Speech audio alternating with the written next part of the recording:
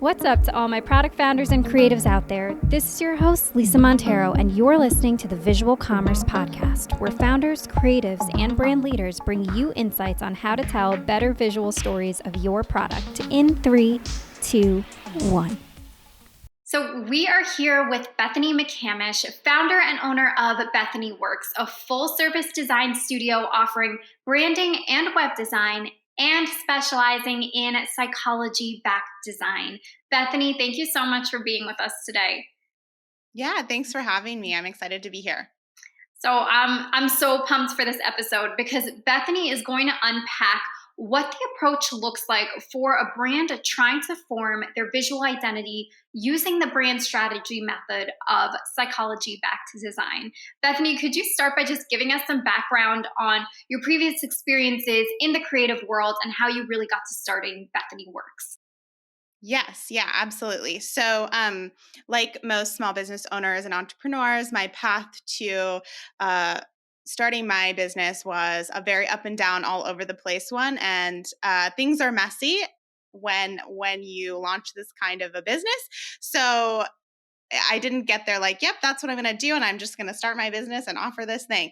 So it was a little bit of a trail that I went through. I'll start like way back when I was just a child. I wanted to either be an artist or a cardiologist, and picked artist. My family may not love that, but I picked artist, which is totally fine. And I went to get my undergrad, and I got my BFA. And that's where I first started to really learn about design and art history and all that good stuff. And that's where I first started to play with design for the art gallery there, a few different small businesses in the area. And I didn't connect it then that is something that I really loved and enjoyed and would eventually turn into my business. But it all kind of started there in my undergrad. By the time I graduated, I was like, I really wanted to get paid to create, and I wanted to kind of focus on my fine art. But, I've still got to make money. I'm really passionate about design and photography. So I went into teaching. Went straight into grad school to get my master's for teaching. And then I got endorsements in art and English, and then straight into teaching. And I taught for 5 years, and I taught all kinds of fun classes: creative writing, photography, graphic design. It was all really awesome. But as most teachers know, I did not get to spend my summer like building my portfolio and making and having gallery shows. I spent my summer like recovering or planning curriculum. And so I was like, wow, this is not the creative space that I had hoped it would be. And it's just because it's an education system, and it was not like what I had envisioned, what I was very naive about. I had some amazing students, but it was also, I had a lot of students who had zero interest in what I was teaching. And so that was also challenging to have to kind of raise passion that did not exist for art, which is okay. Like, not everyone has to love it. So I got to a point where like the system was kind of burning me out, and I wasn't feeling super fulfilled, but I didn't know what else I could go into. I think that there's still this really weird 50s mentality of like, you get a job and you stay in it for like ever, but like we can do more than one thing as humans. So I think I had to kind of come to that realization, and that was done when I met this online community of a bunch of people who had businesses that were solely online. And that happened through like a very roundabout way. My partner and I wanted to get our finances together. I wanted to work to pay off all my student loan debt, but he had like stumbled upon personal finance world and was like, we should start a blog. All these people blog. I was like, okay, that's weird, but I'll start a blog with you. And we did. And then he gave it up like 6 months later. And I was like still blogging and getting to know this community, and I was hooked. So he's like, yeah, that was dumb. I don't want to do that. And I was like, no, this is great. Look at all these people I met. And that was where I got my first client. And this is why I say like, I run a design studio, but I got my first client through my tiny little personal finance blog. So like, nothing is a straight line. They're like, hey, we like your writing. Would you write for us? I said, yes. Once I got to know people better, they're like, oh, you teach design. Oh, I've seen your work. Would you help me with my website or my branding? I said, yes. And then I started realizing like 2017-ish that I was making good money. I was like, this is a side hustle. I'm a teacher. I need this money. This is awesome. And then I realized I could probably like grow this thing. There were people in the community who had grown businesses like this for marketing and other niches. And I was like, yes, I'm going to try this. So from 2018 to 2019, I really tried to build up a client base, make sure that I had some business practices and processes in place. And then I started kind of defining what my offers would be. And by the end of 2019, end of school year, I was making enough to replace my teacher paycheck, which it's a teacher paycheck. So we don't need to be like floored by any numbers here, but I was like making enough to replace it. And my partner and I were considering a big move across state. So I'm like, you know what? This is the time. Like, I'm going to quit teaching and I'm going to take this seriously. And I, of course, had support of a second income from him. So, like, that was something we really took into consideration too. But then I ended up launching my own small business. But I will tell you, I didn't call it that. I was like, oh, I'm a freelancer. I'm kind of a gig worker.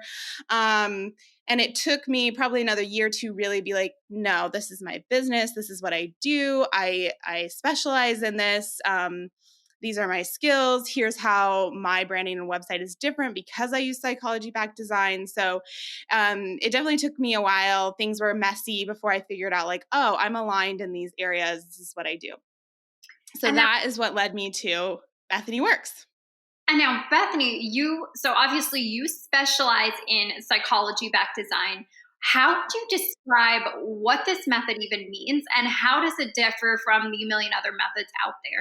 Yeah, so psychology-backed design is basically a way to offer brand strategy, which if you're building a brand identity, visuals without brand strategy, you're kind of just making decoration, because what you build that represents your brand in both your visuals and your messaging should convey your personality and should be able to pave a path for your ideal client or customer to come to you. So when I say psychology backed design, it just means that's the method I use to build brand strategy.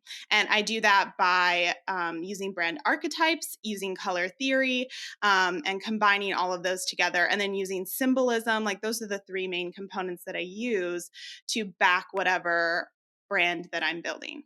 So if a company comes to you for the first time and they're really trying to nail down who they are as a brand, what is the first thing that you have them do?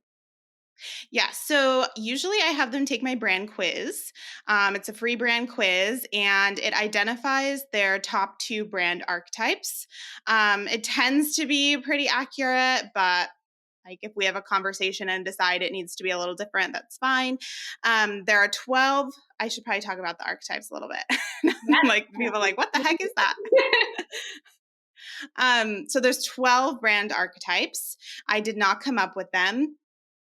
I mean, that would be amazing, but no, I cannot claim that genius. That was Carl Jung, psychologist Carl Jung. He coined that term back in the 20th century.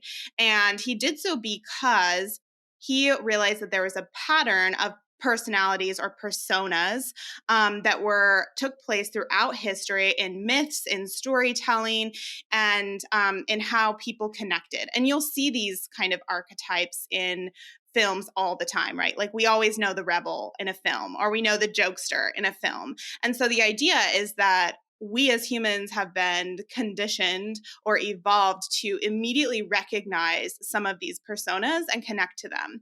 And the personas are also tied to human desires, right? So if you're a brand and you align with a brand archetype, you're essentially positioning your business to have a personality that serves a human desire of your potential client or customer, which is huge. Like, that is so, so important. And each archetype is totally different. Like, the human archetype is about acceptance and belonging. And most humans want that. And so that's an easy path for clients and customers to take. The lover archetype is intimacy and emotions. And so that's another path they can take. So each one is tied to a human desire as well. And that's generally, in a tiny nutshell, what the brand archetypes are. And when you and I had first talked, a question that I had was, if there's only 12 archetypes, how do you ensure that your brand looks different than every other brand out there that might fall under the same archetype? Yes.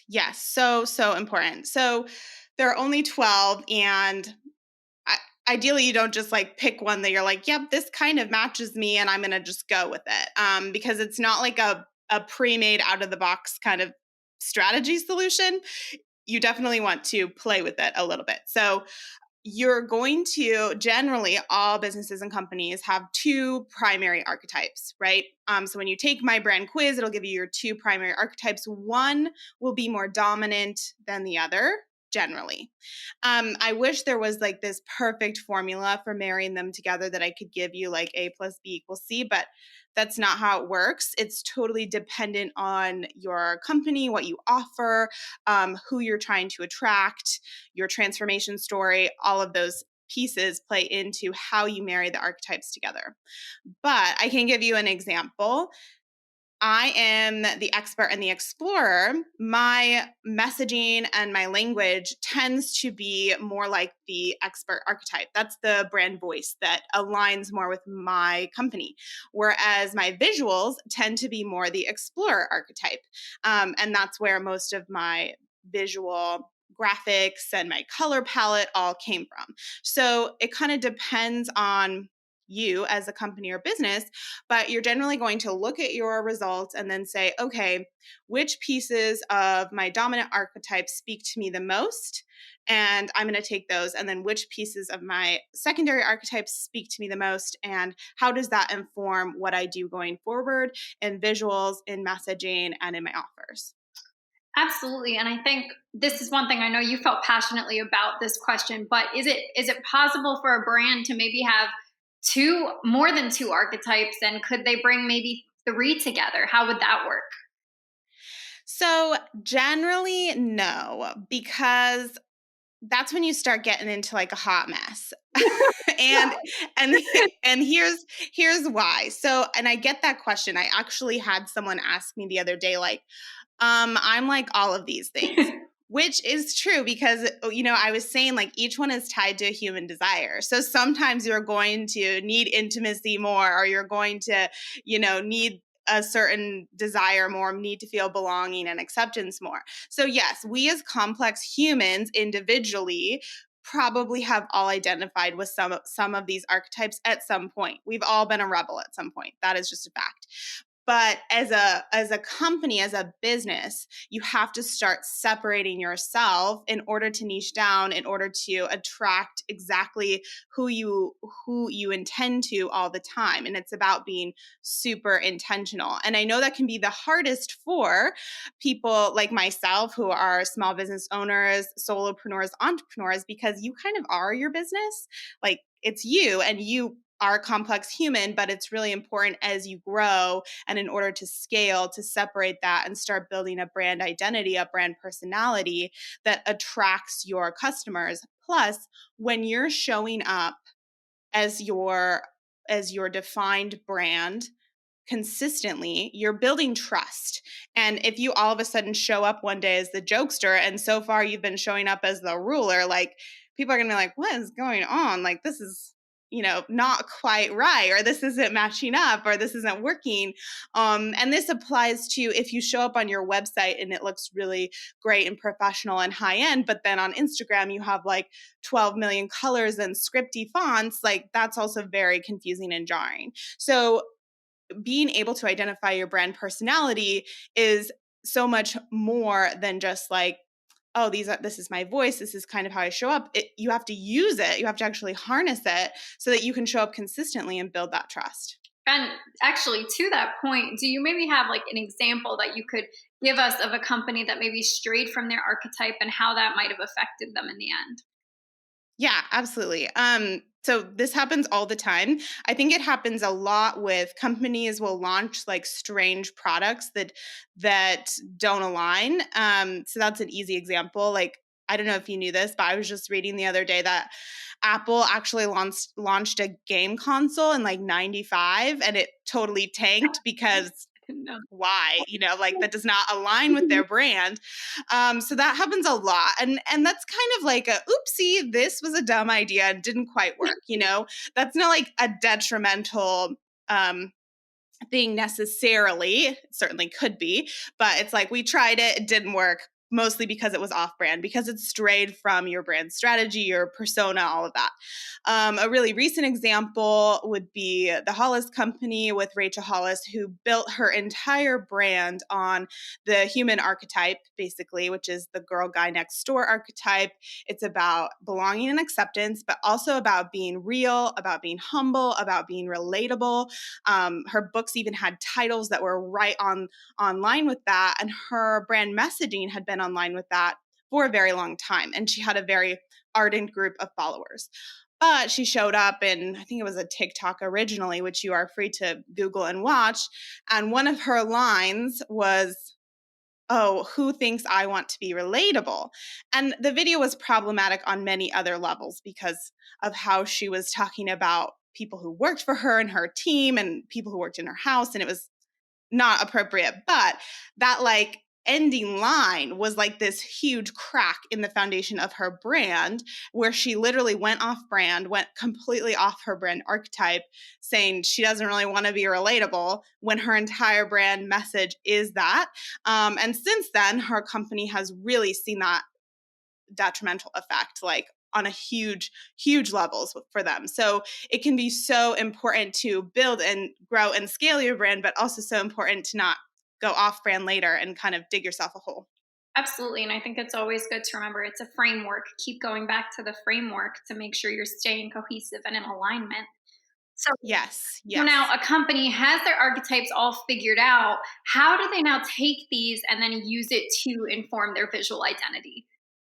Yes. So they should work with an expert, but if you want to try and do it yourself, I think like if you have time to really dig into it, yes, amazing. But generally, you're going to work with an expert. And there are a handful of other designers who also work with archetypes as their strategy tool. Like this is not, I'm not the only designer who offers this, but once you've identified your brand archetypes, usually your next step is to pull out key personality traits that are unique to you from those two archetypes, and that really helps inform your personality. And then you're going to look at how those archetypes are seen in color palettes, in symbols, in fonts.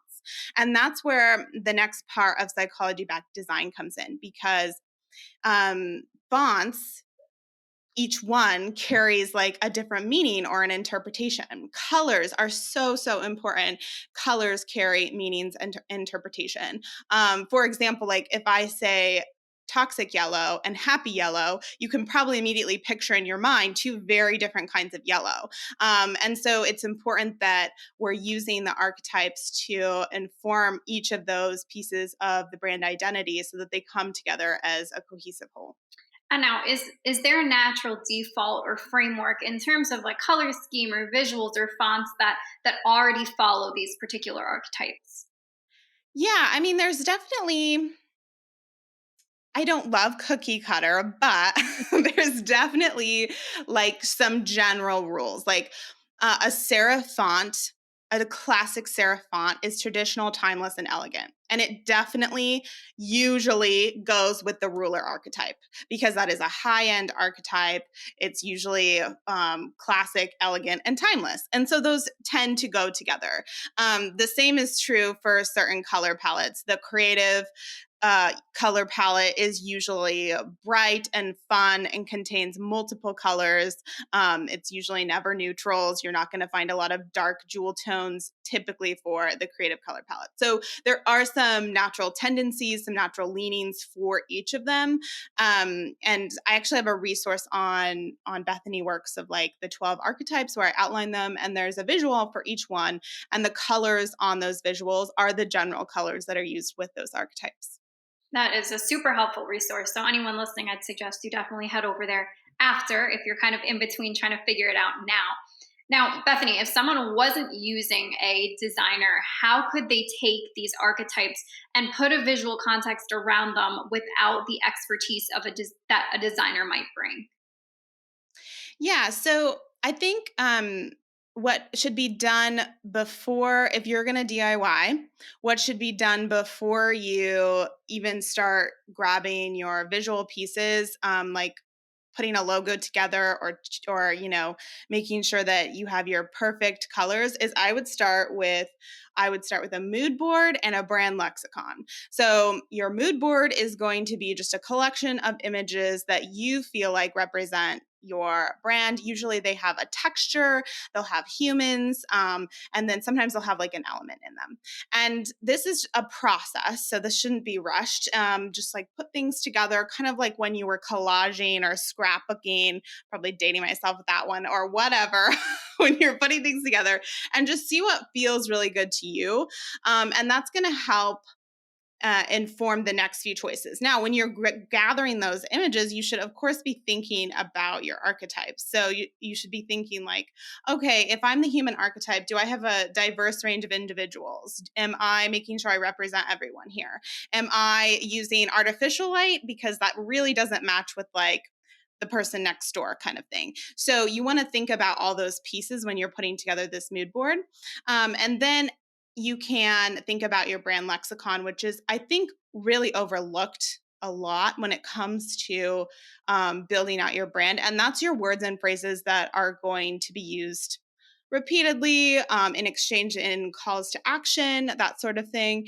And those words and phrases should also be really on brand for your company and based on archetypes. So if I was to give an example, my favorite example is the ruler archetype, right? So this is brands like Mercedes-Benz, high-end brands Cartier.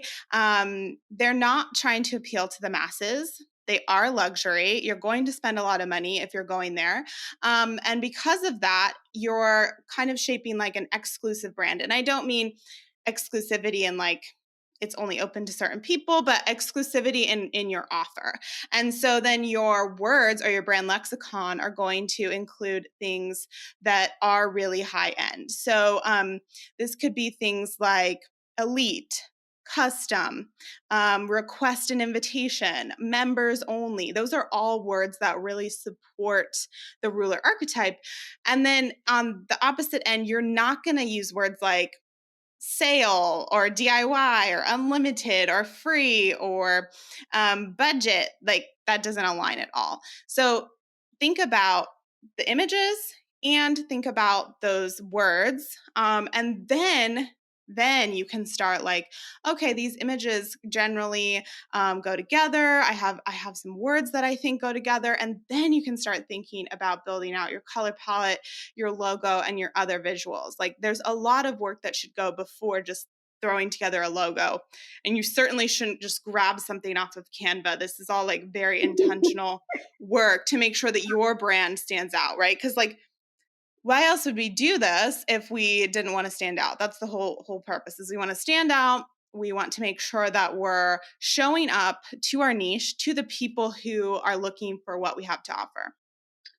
Bethany, thank you so much for the insights today. With so many different approaches to brand strategy out there, I think it is important for companies to be able to identify the different methodologies out there to figure out what actually works best for them. So for those of you looking for further information on what psychology-backed design is all about, follow Bethany's Instagram at BethanyWorksDesign or get in touch with her at BethanyWorks.com. And thank you for listening to the Visual Commerce Podcast. Yeah, thanks so much for having me.